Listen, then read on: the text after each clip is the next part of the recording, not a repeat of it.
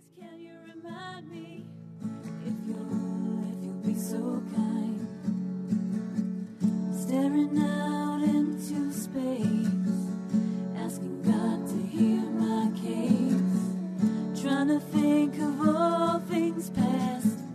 How long will my memory last? With purple angel,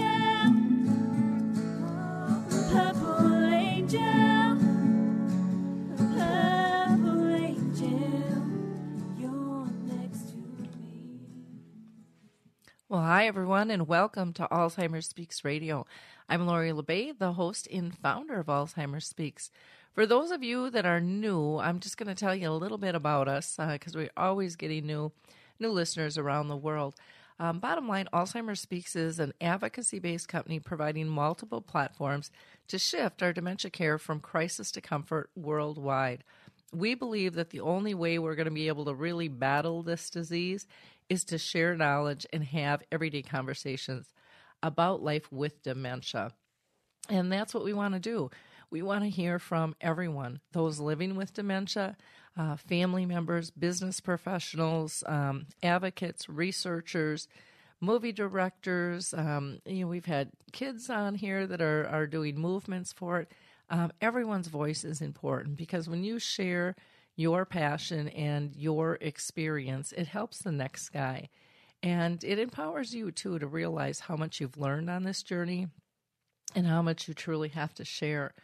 I also want to thank all of our listeners for your likes, your clicks, and your shares, because even though that seems like a really little thing and it doesn't cost you anything and it doesn't take much time or effort, you got us recognized as being the number one influencer online, according to Share Care and Dr. Oz. And again, we couldn't have done that without you. The other thing that I want to point out that it's so critical for us to share information and in multiple types of platforms, because everybody learns different. Everybody's going to be attracted to something at different times. And there are many people that you can influence that you might not really even know that well. Maybe you don't even know that they're dealing with dementia. And the more information they see, the easier it will be for them to reach out when they truly need that information. So I'd encourage you, again, to continue, to like to your Facebook page, tweet to your Twitter friends. If you're on LinkedIn and have colleagues there or a Pinterest group, whatever it might be, all ages are being hit by this disease and are being affected. This is not a disease of one. It's truly a disease of society. And we have to realize that there's one person every 3 seconds being diagnosed with this disease. And we're ending, September off, but I just want to recognize that September actually is World Alzheimer's Month. And so it's a great time, again, to spread the word and just become an advocate. My goal here is to, raise everyone's voice, but I think the most important voice really to hear is those with dementia. And so I've decided on Alzheimer Speaks Radio to start having a co-host, and we're going to kind of rotate who that will be. But today we're lucky to have Brian LeBlanc with us from Florida. So welcome, Brian. Well, thank you, Lori. How are you today? Doing great. Do you want to give people just a little background on yourself? Sure. As Lori said, I live in Florida. I'm in Pensacola. I was diagnosed with early onset Alzheimer's in October of 2014. I am now 56 years old, and I don't say that I suffer from Alzheimer's. I don't say that I'm a patient with Alzheimer's. I am living with it. The good and the bad. So I do the best I can through advocating. I'm a national Alzheimer's advocate.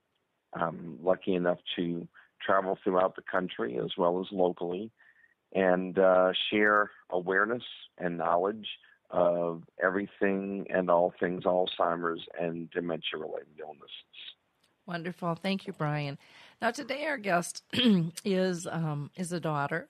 And her name is Jennifer Freeman, and she's a mother of 3 kids, and she works full-time in an elementary school.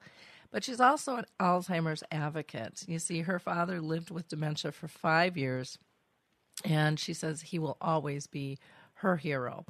So I want you to really listen to what we're going to talk about today, because she's done something pretty incredible in terms of being able to get an Alzheimer's license plate in her state. And I know her goal is to see those in all 50 states. So welcome, Jennifer Freeman. How are you doing today?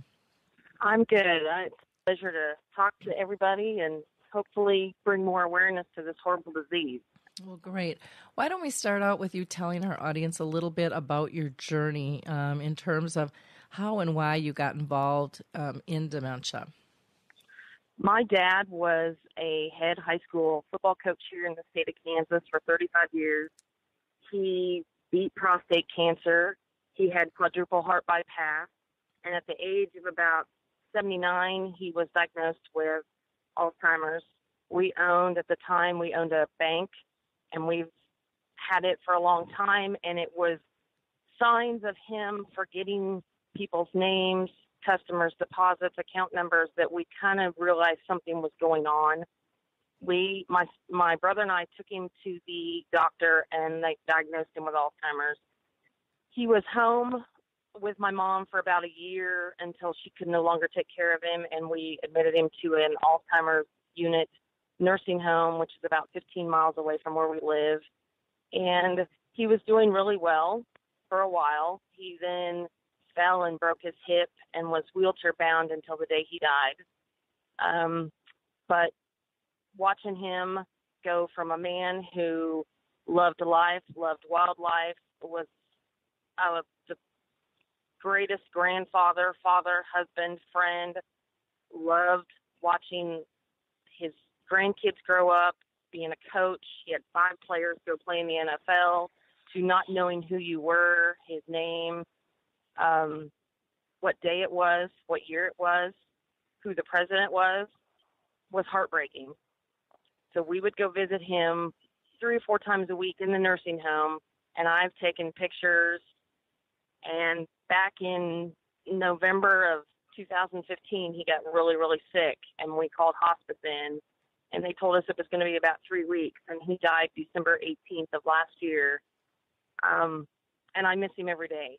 Like I said, he is my hero, and I want to do all I can to help other families going through this journey, because it's a horrible, horrible disease that robs somebody of their memory, and there's no cure. There's cures for cancer.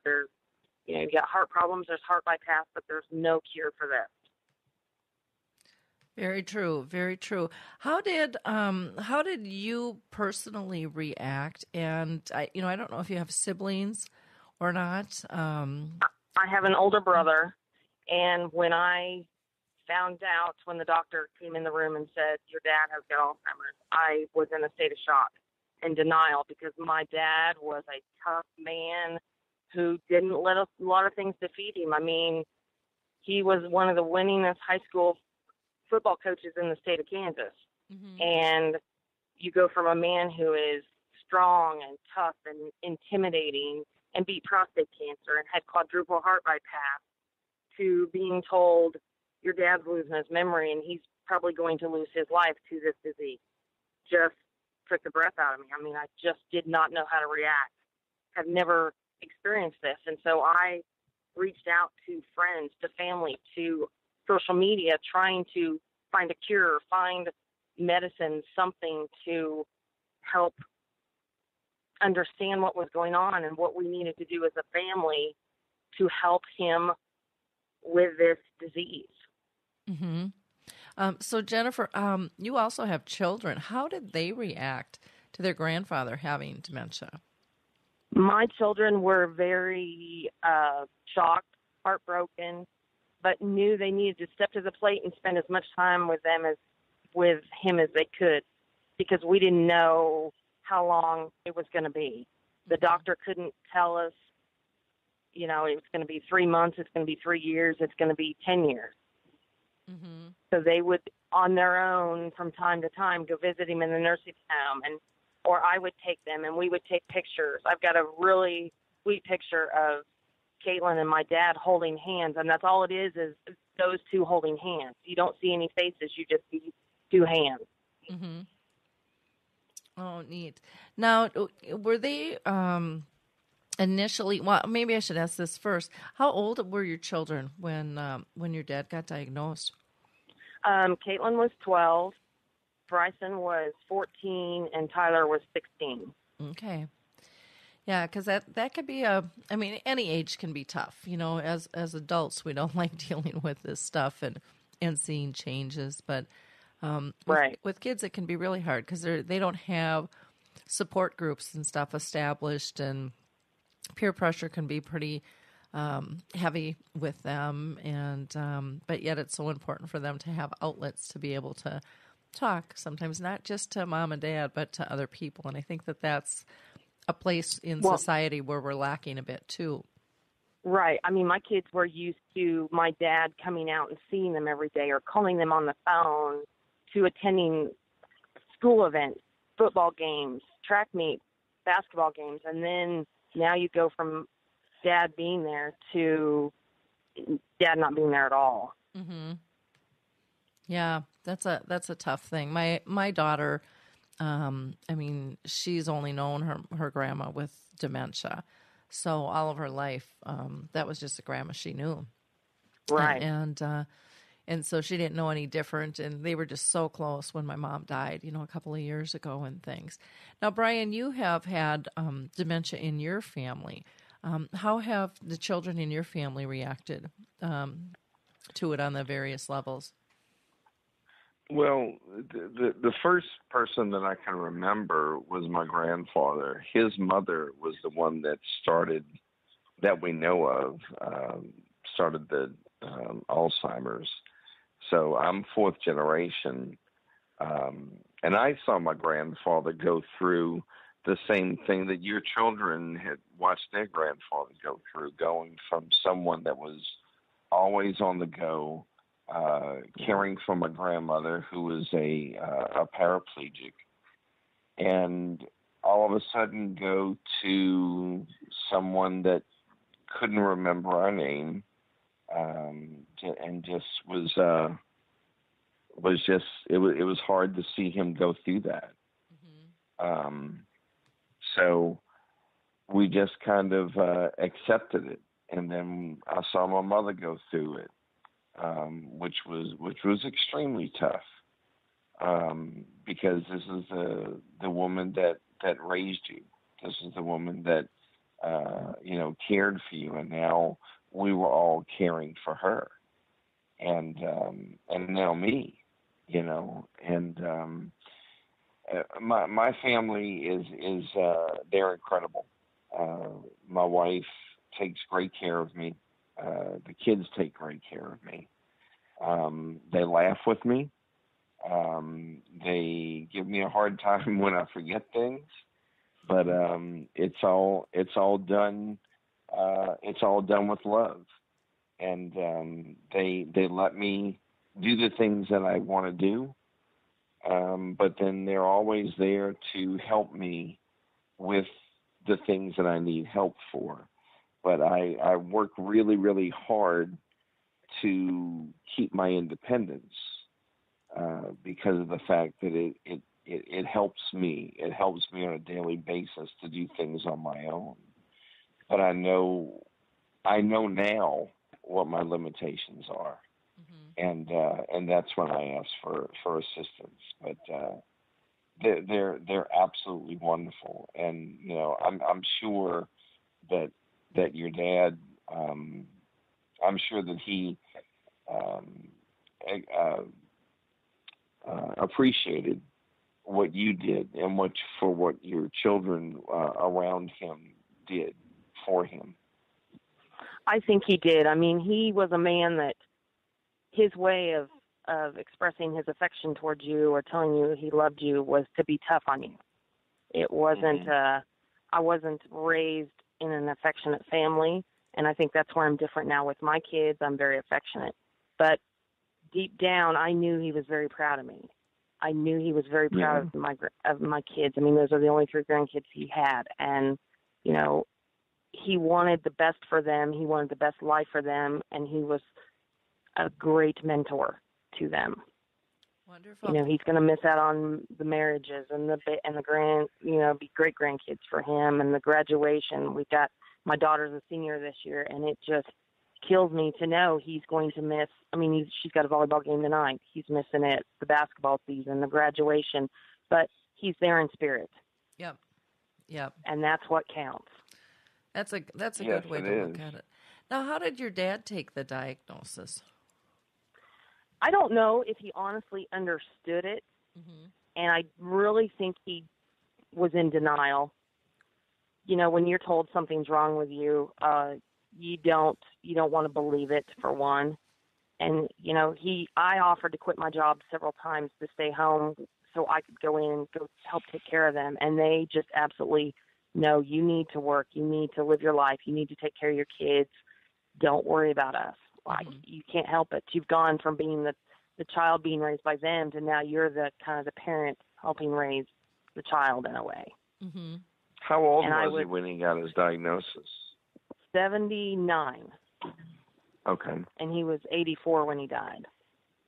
Okay. Gotcha. So was he retired then at that point? Yes, because he coached until 1990, and then he retired from that. But we as a family bought the First National Bank in Leroy in 1978. So he had his hands in a lot of things. He was mayor of Leroy for over 20 years. He farmed. We've got about 3,000 acres. So he farmed a lot of it.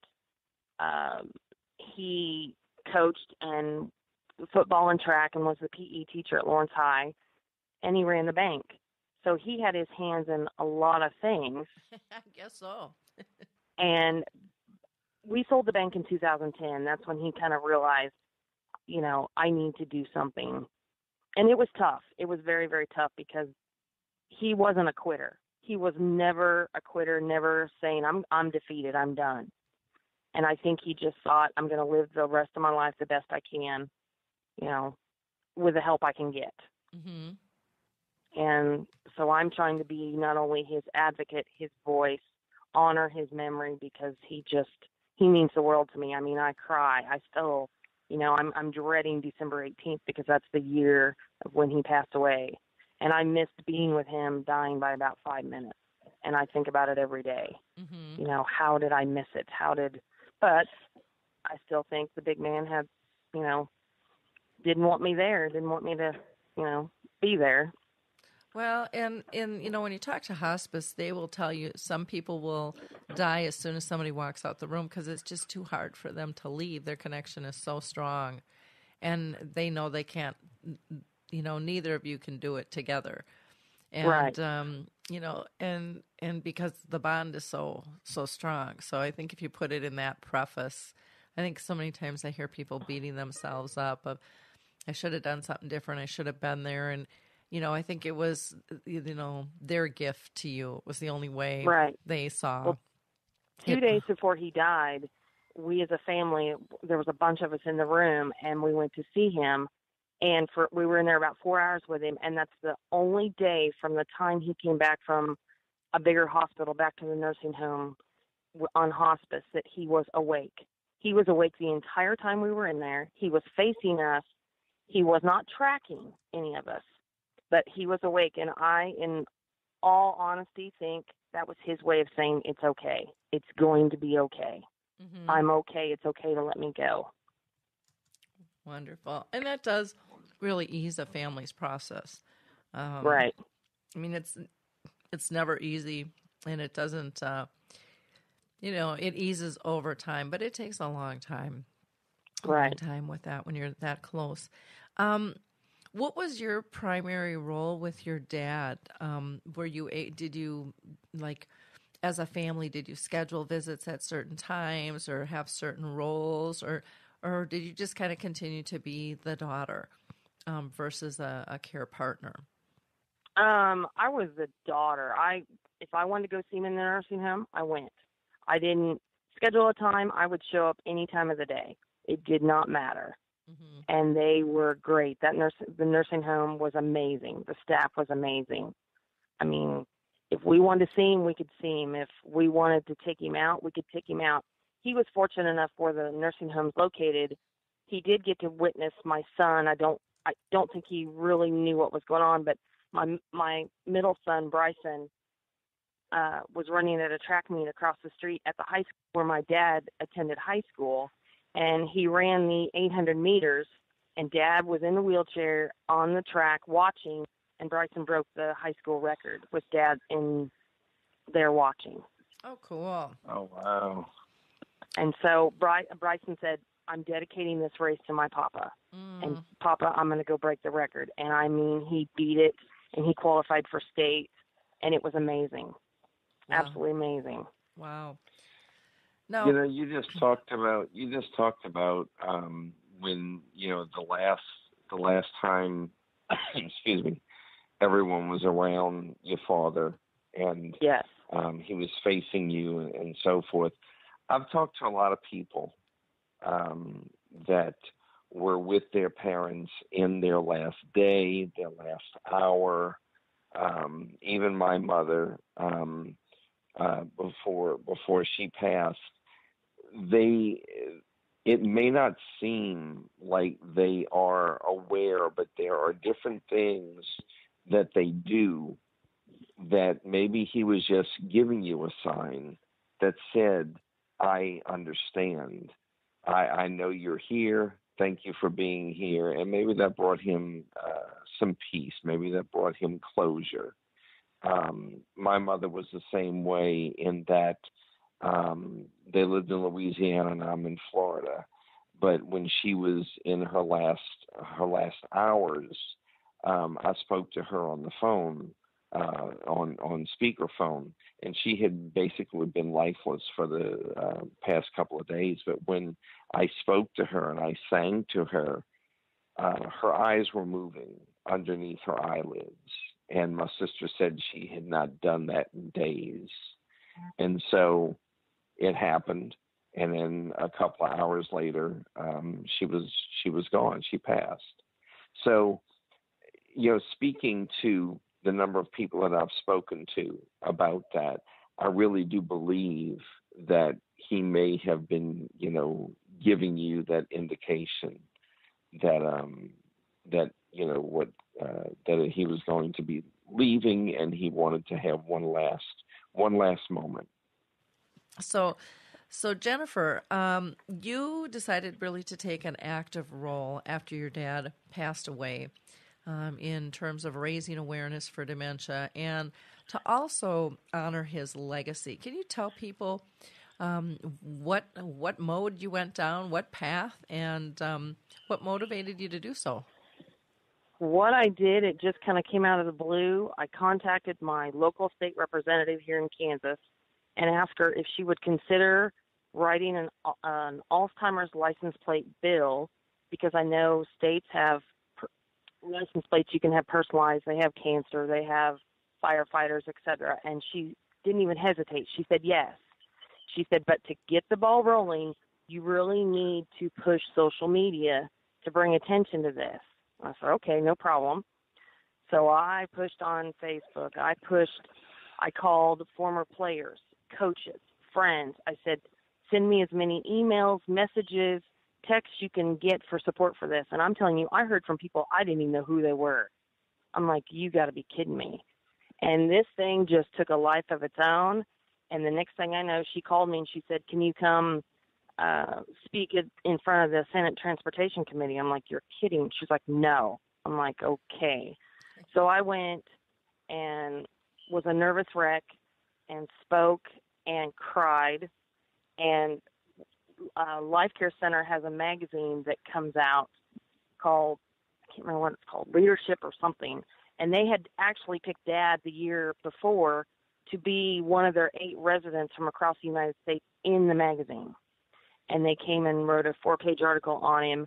And so I presented that to each of the members. And they unanimously said, well, we're going to send it on to the Senate. It went from the Senate, and it passed in the Senate hands down. Then it went to the House Transportation Committee. I talked to them. It passed there. It went to the House. And she called me and she said, guess what? And I said, what? And she says, it passed.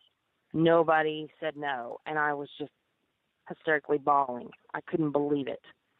And so they let me know that the date that Governor Sam Brownback was going to sign it and ask if I wanted to be there. And I'm like, you better believe I want to be there. So there were people from the Alzheimer's Association in Wichita who was sponsoring the bill, to supporters, to TV stations, to you name it. They were there on the day of the signing, and he signed it and shook my hand, and then I spoke to the media and the press, and it's amazing. I just never dreamed in a million years one person's question to see if something can happen took a life of its own, and now it's like, if I can make this happen, what else can I make happen for Alzheimer's? How do I get this going in all 50 states? How do I get the word out? You know, and when you contacted me about doing this, I was just ecstatic. I was like, yes, I will. I didn't even think twice. Well, it just makes sense to have something like this available, and the amount of dollars that can be raised doing exactly. this is kind of ridiculous. So, you know, you got this pushed through pretty simply compared to other people trying to push stuff through the legislation. Any tips for people listening? Be persistent. Use social media. Contact me. I will help. I will do whatever it takes. I mean, you know, if I could go talk to people, I would do it. It just takes one person's voice to try and make a difference. And if you get told no, because I was told, I thought we had it going, I was told that I had to have a sponsor. Well, I didn't know that before I kind of got the ball rolling. Well, just so happened I went to KU Medical Center in Kansas City, Missouri, to a Alzheimer's conference, and Senator Jerry Moran happened to be there, who is our senator from Kansas, who is in D.C., and he was a speaker, and he spoke, and then he was asking if anybody had questions, and I raised my hand, and I told him who I was, and told him who my dad was, and he says, oh, I knew who your dad was, blah, blah, blah, and I said, I'm up against the wall. I don't have a sponsor, and I said, I'm just hoping I can find one, and do you know, within 30 seconds, I had a sponsor. Wow. It was like it was meant to be for me to take that day off work to have a sponsor. Oh, your dad was amazing. Working from up above, I think. Yes. A nursing home and the Alzheimer's unit from Wichita just turned around, and without even knowing any details, they said, we'll do it. And I just started crying. I was like, wow. It takes one person. That is absolutely awesome. Yes. I mean, I was shaking. I could not believe how it just all fell into place, and it was all meant to be. Because I wasn't going to go to this conference. I felt defeated. I felt, well, you know, I tried. It's not going to happen. I can't find a sponsor. You know, I kind of, in a way, gave up. And I'm like, no, I need to go just listen to this conference about Alzheimer's, even though Dad had passed away. I just wanted to go. And that's all it took, was one question, and everything fell in place. It was like it was meant to be. So when you say sponsor, does that mean you need somebody with dollars backing you, or just a name? Yes. Yes. It has to be sponsored, but it can't be just like Jennifer Freeman sponsoring the Alzheimer's. It has to be, so this is the Alzheimer's Association out of Wichita sponsoring the bill. And then we have to have 500 signatures of people wanting this plate. We've got 2 years to get the signatures. Once we get that and we get a deposit, I think it's a $30 deposit, $35, then the state of Kansas will start producing the plates. Well, that's a pretty low threshold for what I was thinking it was going to be. Because Exactly. I had heard other people, and I don't know if it's different from state to state, where it was going to be a significant amount of dollars that they needed in order just to print a new plate. Well, I think I know you add on extra to just your personalized or your plate, your car tag. Mm-hmm. I think it's a little bit more, but I don't think it's much. Uh-huh. And I don't care how much it is. It's for a good cause, and it's in honor of my dad and everybody else that's suffering from this horrible disease. I will pay it. Mm-hmm. Were you able to take part in the design of the license plate? Yes. They asked me kind of what I wanted, and I just basically said if it can say Alzheimer's awareness and a purple ribbon, something with a purple ribbon, because that is the representation of Alzheimer's. Like I've now started at the high school where my daughter attends. I've now started a purple out night during one basketball game, and I did this to raise money. And last season, when I did it, we raised $600. And wow, everybody wore purple, and we sold shirts. And I mean, I'm trying to do as much as I can, and I know I can do more. And I need that little outlet, that little push, that little help to do more. So, listening to your story, it's not the norm, because for you to call someone and them say yes, and then for you to get it pushed through and have no one vote no, and then to have all these things going, there had to be another force somewhere that you must have had an angel on your shoulder. I believe he's been watching down on me from day one, and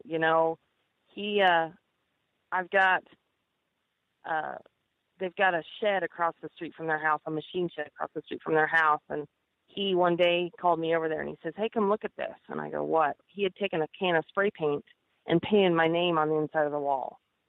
And I go, "Why'd you do that?" And he goes, "To show you I love you." And so I think about little moments like that keep me motivated, that no, he did love me. He did care about me. He wanted the best for me. He was proud of me. Wow. That's awesome. That is absolutely awesome. So Jennifer, what would be your suggestion to those listening if they wanted to get this license plate, started in their state? What would be the first 3 major steps that they need to take?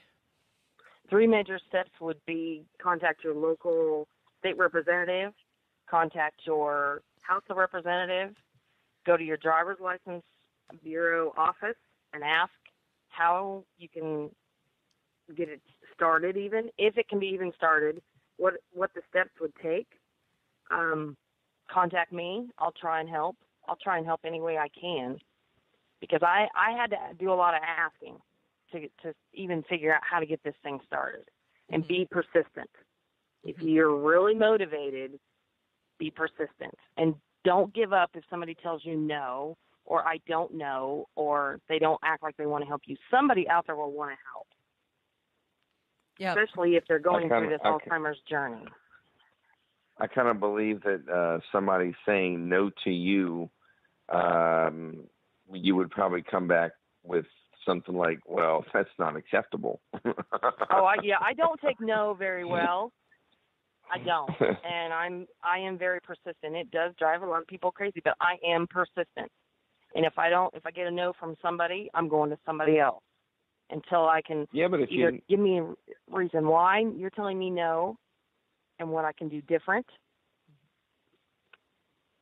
If you're not persistent, and if you take no for an answer, you would have never gotten this done.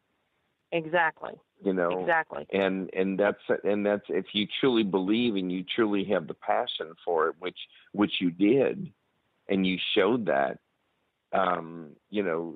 that's what it took. Right. I've got the passion. I mean, when my mind gets set on something, I'm not backing down. I mean, my family will tell you that. And I've got the passion for this, not only, like I said, to honor my dad, but to help bring more awareness to this disease, help raise more money, help other families going through this that don't know which direction to turn, don't know the answers, don't have the support. Because it's a disease that just a lot of times you don't see coming, and then there's, like I said, there's no cure. It's horrible. Yeah. It's a tough one. Now, the picture you sent me of your license plate, it says "Remembering My Dad" on it, and it's got the purple ribbon on there. What would be your thoughts if people wanted to do something that included all dementias versus just Alzheimer's with the purple ribbon? Oh, I think it'd be awesome. Because I think it'd be awesome. because that's one of the things that I hear from people all the time is that they don't want just one disease getting the recognition. They want, people living with the disease, because so many people have multiple diagnoses too. I think for every disease out there, if there could be a license plate for every disease, and I know there's so many, that would be amazing. I mean, yes, breast cancer and cancer are probably very number one. They're at the top. But there's other diseases that probably aren't recognized as much that need the voice from someone or people out there. And the only way to do it is to talk amongst ourselves like we are now. Social media, radio, newspapers, television. I mean, this story got clear over to ABC News in Australia on what I was doing, and they picked it up and sent me a Facebook message and says, "Can we call you and interview you?" I about dropped my phone. I'm like, this is a joke. There's no way somebody in Australia has picked this up. And they're like, "No, we're serious." Yep. And I'm like, "Here's my phone number." And they ran the story. And I'm like, my story's traveled halfway around the world. Yeah, the internet is a wondrous thing. It is pretty cool how we can affect one another and share knowledge. That's just be able to find the shortcuts and help people out. You just think of the money that could be raised if there were license plates for all the different diseases. If they just had a standard one, even if it was for cancer, heart disease, dementia, whatever. In this time where budget crisis is crazy, those that could afford to do it would, and would feel like it was an honor to be able to do it. And it would increase awareness, and it would increase funding. Kind of silly that we're not looking at some of these alternatives. I know. And sad at the same time that and again, yours went through fairly quickly. I've heard of other people trying to do this and not being able to get the dots connected. But all it takes is that one person in your corner, rooting you on and believing in the right position. And like you said, you have to be persistent. This isn't a shot in the dark, one-time thing. You really have to believe that it is possible and that, the good can come from this. And we had a bill here in Florida that was supposed to go through for the license plate, but they had attached something else onto that bill so that if the license plate would have gone through, this other thing would have gone through, and that's what got it voted down. If it was just a bill, a standalone bill to go through, I have a feeling it would have gone through, but because of the addition of, and I just don't recall what the other thing was. But now I believe they're trying to push it through. While we're talking, I just sent a text message to my state representative, asking him, what the progress on the license plate bill is right now. So I'm waiting for him to send me a response back to let me know, because I know him very well. So hopefully I can get something, maybe light a fire. You've inspired me to persist. I would be more than happy to come talk to him. Believe me, I will talk to whoever, whenever, because this is a major, major issue that can help actually benefit a lot of people. Well, sure it could. Some people think, well, it's a license plate, big deal, but the dollars, the impact from from that is huge. You think of universities, football universities that, they sell their license plate because everybody wants to have that license plate on their car. They make millions of dollars every single year from the sale of those license plates. So why can't something like Alzheimer's do the same thing? Exactly. And if it could And go that's through where, all 50 states, I mean, that would be awesome. yeah, if I could somehow figure out how to do it, I would do it and get the word out. I would go talk to, I would love to go talk to Congress or other state capital, representatives and senators and say, look, this is what I accomplished in my state. What would it take to get it done in your state? I would love to do it. Love to get the word out the best I can. It would be me and you both. It would be interesting if you could talk with your congressperson and brainstorm on how could you grow this? How could you make some connections? Are there some insights? Because even if you're not in that state, you could still probably help coordinate and head up the whole social media presence with it, and and get it pushed. And help them design that, because 500 names really is not that much. No, and I need to find out what number they're at. We just had I participated in an Alzheimer's walk we had here in Burlington at the nursing home where my dad was this past Saturday night, and every participant got a packet of goodies and stuff, and in that packet was the Alzheimer's license plate form that you can fill out to get a plate. And I know I need to push more, friends and family and, okay, hey, are we close to 500? Are we close? Are we halfway? Because I don't know, because it's based out of Wichita. And so I've kind of let them, since they're sponsor, and I feel like I've kind of done my part, but I'm, I need to stay on top of that.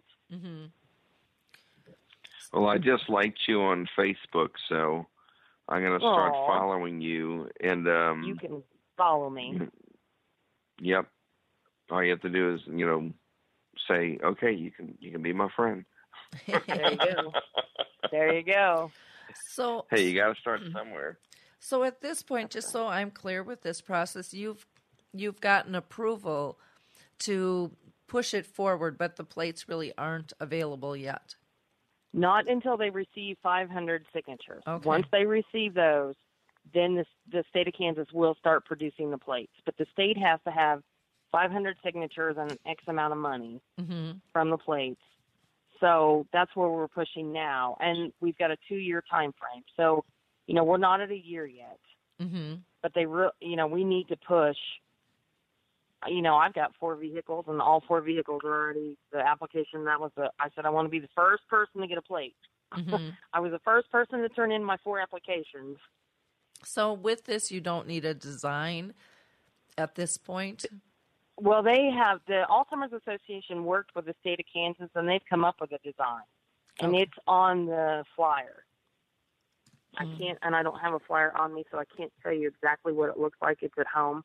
Okay, because I don't know if I got that one, but if you could send a copy of that to me through Facebook, that would be great, or through email. Yes, I will. Wonderful. I have the one that says, I love my dad on it, and remembering. But again, the thing I guess I would just say in future states, which would be ideal instead of having competition, would be to get this to be all dementia related, not just Alzheimer's, because I think you will end up with some pushback if they go back and say, well, we can't do one because we already have done Alzheimer's, because and so that's just my 2 cents worth on that, from what I hear from people on that. So, what's the best way for people to get a hold of you, Jennifer? They can call my cell phone. The number is 620-364-6126. They can find me on Facebook under Jennifer Freeman. They can email me at Jenny, Jenny, Bob, B-O-B, 01, which is the 01, at yahoo.com. Okay, wonderful. Any last comments that you want to share with our audience? I just really appreciate the opportunity from you to be able to help share not only my dad's story of his life legacy on and off the football field, but also our family's Alzheimer's journey and this license plate journey, because without people like you, I wouldn't be able to share his story and share the journey we've been on and continue this journey. It's amazing. It is absolutely amazing. Well, and I appreciate it. It's wonderful work that you're doing. Brian, any last comments from you? I'm just in awe of how easy this went through for you, and it just shows that your persistence and what a difference this is going to make. It just goes back to you don't really know until you try.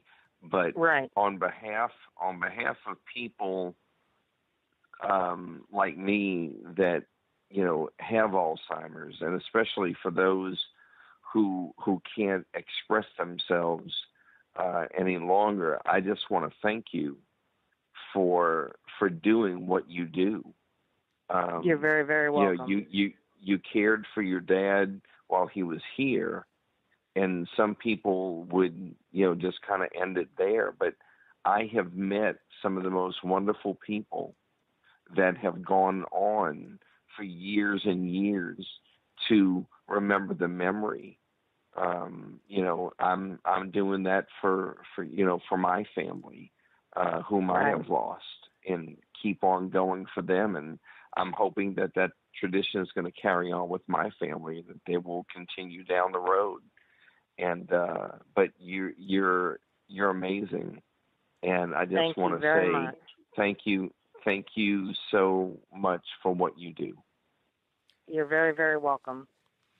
Well, very welcome. Great. Thank you for both spending time with us today. I think it was a great conversation. And again, if you are interested in learning more about how to get a specialty license plate for dementia in your state, feel free to reach out to Jennifer Freeman, and that's just how it sounds, Freeman on Facebook, or you can call her at 620-364-6126, or you can always shoot her an email at JennyBob01.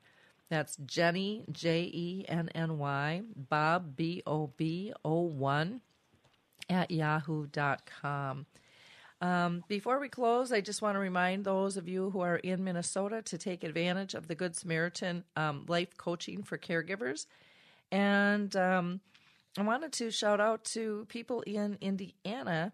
If you're going to be around October 19th and 20th, I'm going to be in both Fort Wayne and Maryville, and you can get more information on AlzheimerSpeaks.com. Just go to the homepage. You'll see information regarding those conferences. I'd love to be able to see you.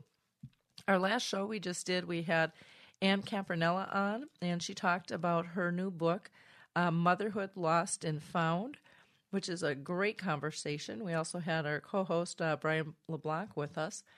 Some prior shows talked about a new documentary that's going to be coming out soon. We talked about the Bob and Diane Fund, which supports visual storytelling, and that grant is going to close fairly soon, so you want to check that out. We also had Deborah Schaus on, who has her new book released called Connecting in the Land of Dementia. I will be posting later this week the dementia chats that we just recorded. Very interesting conversation about how people were told about their diagnosis and what resources, if any, they were given and what they would like to see in terms of that process being changed. Our prior dementia chats, we talked about the Alzheimer's walk and what it looks like and feels like to those with dementia. And it was just kind of, again, another interesting conversation. We also did a video interview with on our Conscious Caring Resource platform with Norms McNamara. It was really fascinating. We talked about the Purple Angel. We talked about memory cafes, the film of the Purple Angel, which will be coming out here soon, and his new book, The Lewy Body Soldier. So check that out. That was really a fun conversation. What else can I tell you? I think that's about it for now. other than, check us out at alzheimersspeaks.com. We have lots of different platforms. And again, please go ahead and click on those buttons to like and share with your communities. There's always somebody in need looking for information, and it's an easy way to share it. Thanks so much. Till next time. It's time to rethink, renew, and reimagine retirement. Hey everybody, Jared Sylvester here, host of Retire Repurposed. Now, this podcast is about the non-financial parts of retirement, which many times can be even more challenging than the financial. We believe retirement is not the end, rather the beginning of what could be the most impactful, purposeful, and fulfilling season of a person's life. So don't retire, become repurposed. To listen now, search Retire Repurposed on your favorite podcast platform, Senior Resource, or Life Audio.